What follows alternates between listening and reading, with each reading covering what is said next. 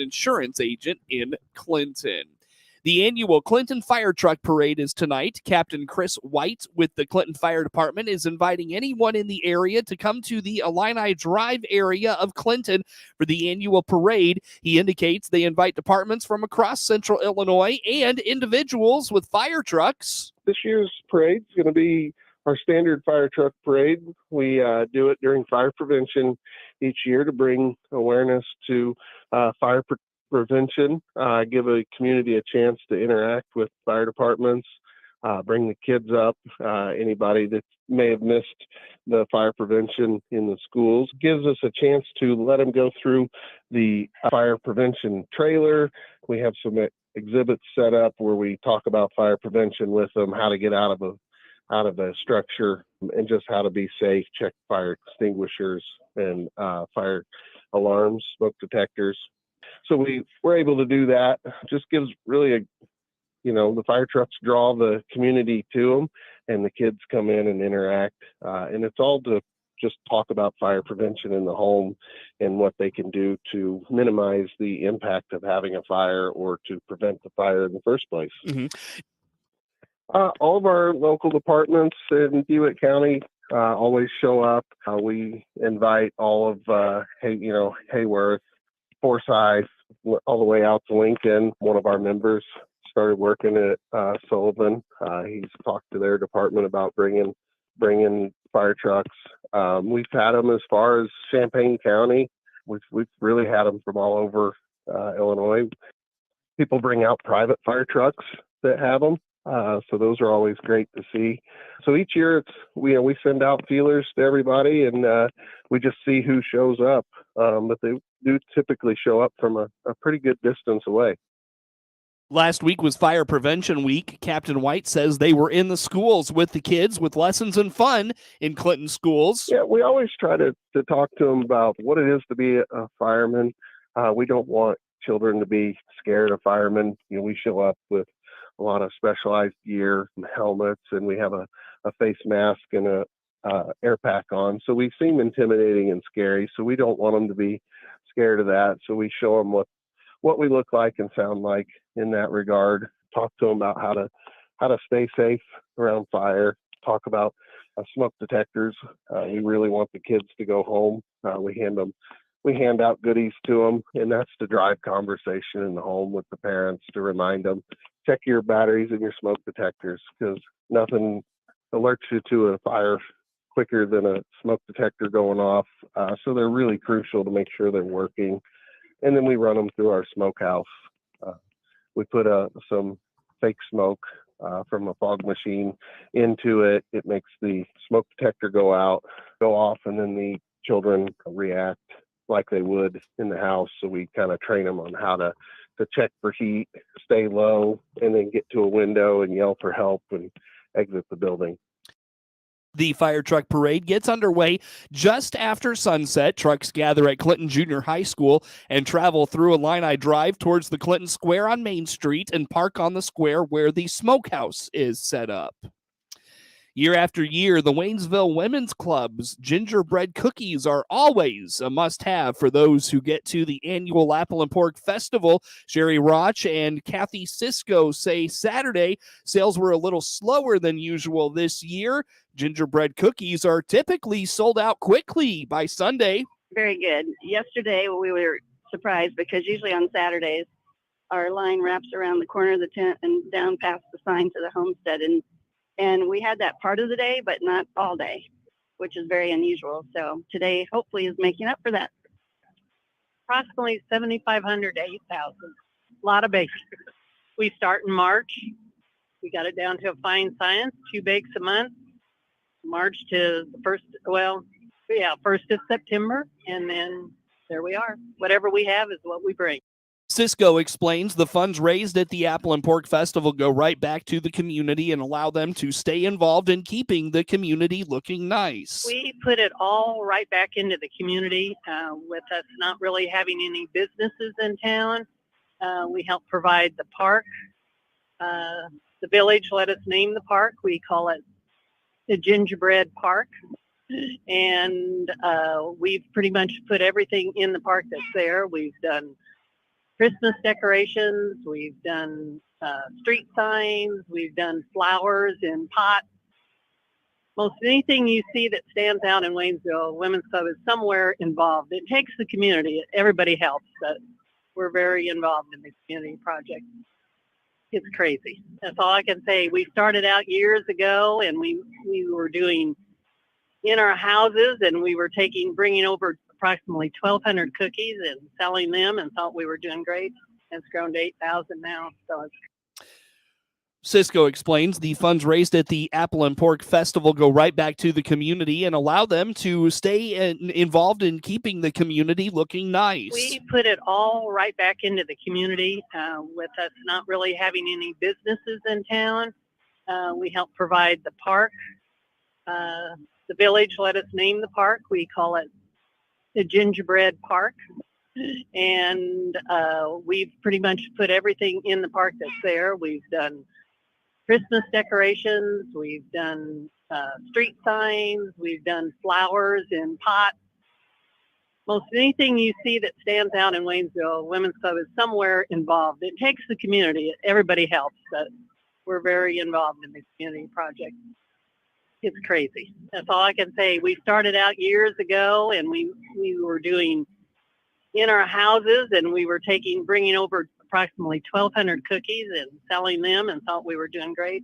It's grown to 8,000 now. So it's Roch and Cisco feel the organization is in a good place right now with a good base of volunteers and lots of younger people getting involved. It all started, I think, in 76, because Waynesville had their 100th in 1975, and they did them just for Waynesville.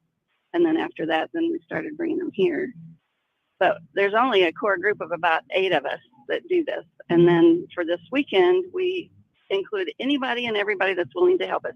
And we got a lot of kids, some of the kids from the youth group from the Christian church in Waynesville, and some of our grandkids, some people that just from Clinton that randomly latched onto us and decided to help us the last couple of years. So it's been good. When we go away from here, we don't make any money. I volunteer at the Davis Mansion in Bloomington, and several years ago when they first started that Looking for Lincoln, and they had some events at the mansion, they asked us to come there. We sat there all day and probably didn't sell 200 cookies.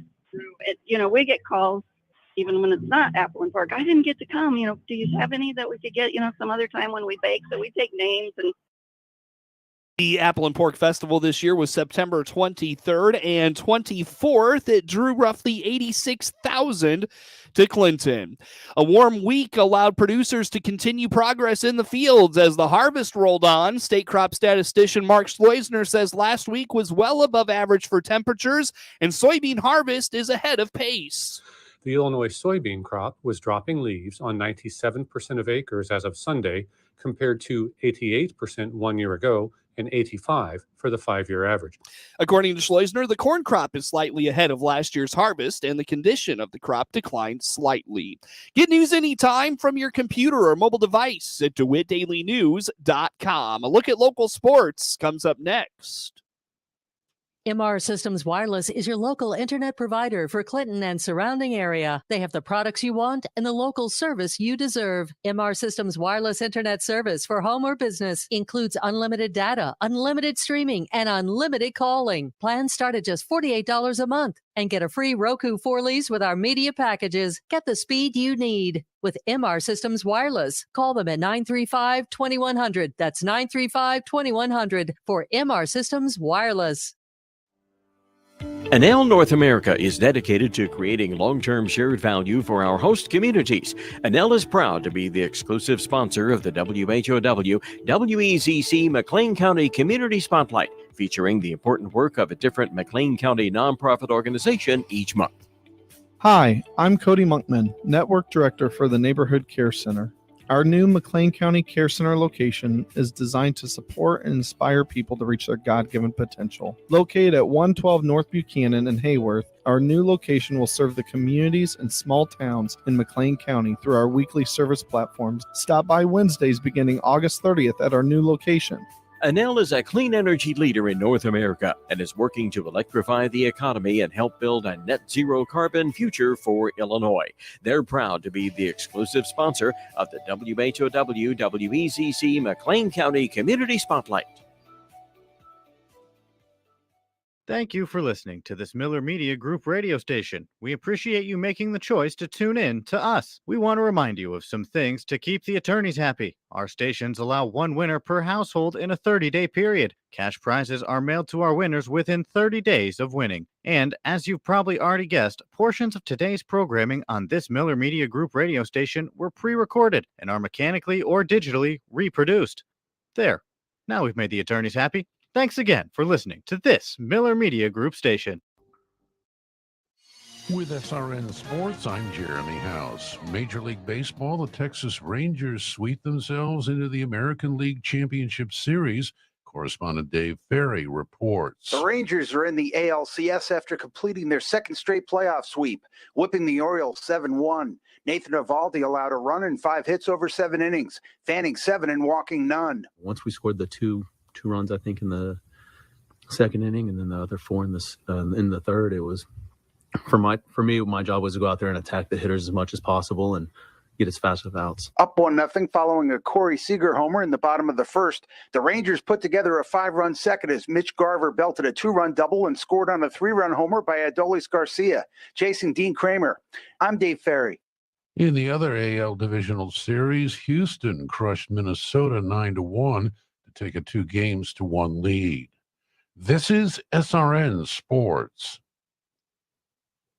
In the NHL, it was opening night. The Chicago Blackhawks opened their season with a road win. Correspondent Josh Roundtree has more. Peter Mrazek made 38 saves as the Blackhawks rallied from a 2-0 hold to beat the Penguins 4-2. The win came in the NHL debut of Chicago's first overall draft pick, Connor Bedard, who registered an assist on Chicago's first goal. It's a moment you think of your whole life, and now it's passed just like that. So that part of it's sad, but to just have it done, get on with the season and everything for our group is good. And of course, to get the win was awesome. Ryan Donato, Cole Gutman, Jason Dickinson, and Nick Foligno scored for Chicago, Brian Rust and Sidney Crosby for the Penguins. Josh Roundtree, Pittsburgh. There were 2 other season openers. One saw Tampa Bay defeating Nashville 5-3, while the defending Stanley Cup champion Vegas Golden Knights down Seattle 4-1. This is SRN Sports. Time now for a look at sports. I'm Seth Lawrence with this report. A shot at winning the Central Illinois Conference is something the Clinton Maroons varsity football team has worked for and earned this fall. It's all been a part of the learning process for Clinton football coach Ron Bass, who was very pleased. His team did not look past Warrensburg-Latham Friday night, rolling its way to a 48-24 win. It's exciting to be able to get a win and start talking about playoffs. And so, yeah, we're pleased for our kids. Obviously, the second half didn't go the way we wanted it. Kudos to Warrensburg for making adjustments and having their kids not quit. I told our kids, you play like you did in the first half and coming out the way you did, you've got a great opportunity to be a conference champion. So obviously we'll go back and we're going to look at some film and try to work on some things as the week goes through. But we're excited about that opportunity. It was one that wasn't even really on our radar, but it's been presented to us. I guess the 0-0 at halftime speech didn't work this week. So we were trying to focus on, keep the pedal to the metal. But hey, Warrensburg, they practice too, and they've got some playmakers, and they made some plays. So tip your hat to them on that. But I felt like our energy and could be better. I kind of felt like we coasted a little bit. I told the kids after the game, I said the learning process of being a winning program, you have to learn how to take those games that you should have running clocks on, and this was a good learning experience. It's not just going to come to you; you have to take it. So it was a good learning experience, but a teachable moment for our kids. For Coach Bass, the Maroons are playing with house money Friday night when they host Shelbyville for what will be the Central Illinois Conference Championship. Having that opportunity to go to the playoffs, that's been the kids' goal. Now we're just going to have the opportunity to play for a conference championship and get a seed. So that's kind of what we're playing for now is where are we going to be seeded. So I know it's been since 1969 since they've won a conference championship. I don't know when the last time was that we actually got to play for one. So, great opportunity. For us, there's really no pressure. We're going to be preaching to our kids that there's no pressure to win that game. I mean, we obviously want to win the game, but the pressure's on Shelby. Absolutely. Yeah, they're the ones. They're the favored Yes. ones. Yeah, the pressure's on them. They're the ones that got to perform. Yep. We're gonna play hard and play our game. At 5-2, the Maroons can only improve their seeding in the postseason with wins the rest of the way. After they host Shelbyville Friday, they travel to Pontiac to wrap up the regular season. Hear Friday night's action right here on WHOW and all its digital platforms. Playing with a charismatic fearlessness, Connor Bedard dazzled in Chicago's 4-2 comeback win over Sidney Crosby and the Pittsburgh Penguins Tuesday night in the NHL season opener. Chicago trailed 2-0 when Crosby began his 19th season, scoring his 551st career goal, a shot into an open net off a pass from Jake Gensel, 11:56 into the second period. The Blackhawks roared back from behind a goal by Ryan Donato with a secondary assist from Bedard in the second period, and Cole Gutman's goal midway through the third. Jason Dickinson gave Chicago the lead with 4:31 left. Nick Foligno, his empty netter with 1:33 to go, sent most of the sellout crowd that came to watch one of the NHL's brightest stars take one of its newest home. Peter Mrazek stopped 38 shots for Chicago. Crosby and Brian Rust scored for the Penguins, who had their run of 16 consecutive playoff appearances end last spring, thanks in part to a late-season pratfall against the Blackhawks. Pittsburgh retooled over the summer, including adding three-time Norris Trophy-winning defenseman Erik Karlsson. Fireworks, however, were hard to come by for the NHL's oldest team. Jerry made 32 saves, but the Penguins let a lead slip away late, a problem that plagued them last season. Bedard's arrival in the NHL has been anticipated for many years, much like Crosby's when the Penguins grabbed him with the top overall pick in 2005, all of 13 days after Bedard was born. His arrival in Chicago has given the beleaguered franchise a much-needed jolt, even though there almost certainly will be some growing pains on a team that missed the playoffs 5 of the last 6 seasons as a dynasty that won 3 Stanley Cups between 2010 and 2015 faded. Like Crosby, Bedard seems at ease with the attention that has followed him from childhood prodigy to the NHL. He even joked during the morning skate that he slept like a baby. He sprinted onto the ice with fellow Blackhawks rookie Kevin Korchinski during warm-ups, the two teenagers having the rink to themselves momentarily, as is tradition for players making their NHL debuts. Bedard was fidgety during the national anthem, his legs in constant motion, eager to get a moment he'd been dreaming about since he was a phenom growing up in British Columbia, Canada. While he did not win that opening faceoff, he didn't win many either, going just 2 for 13 on draws. Once the puck was in motion, Bedard was frequently a blur. He recorded his first shot of his career just over 6 minutes in on a one-timer with Chicago on the power play. He kept right on pumping pucks at Jerry, his number 98, constantly in motion. He was unafraid to fling his 5'10", 185-pound frame into tight spaces, be they the front of the net or the corners. Bedard seemed to surprise Jerry with a shot from the short side early in the second and collected the first point of his career late in the second period when he dropped a backhanded pass to Alex Vlasic, who then bullied his way to close in for a shot whose rebound ended up on the stick side of Donato to bring the Blackhawks within 2-1. Gutman then tied it just past the midway point of the third period with a laser from the slot, and Dickinson put the Blackhawks in front to offer a glimpse of the team Chicago hopes it can be on a regular basis with Bedard at the center of it all. The Blackhawks will travel to Boston tonight. Get sports anytime at DeWittDailyNews.com.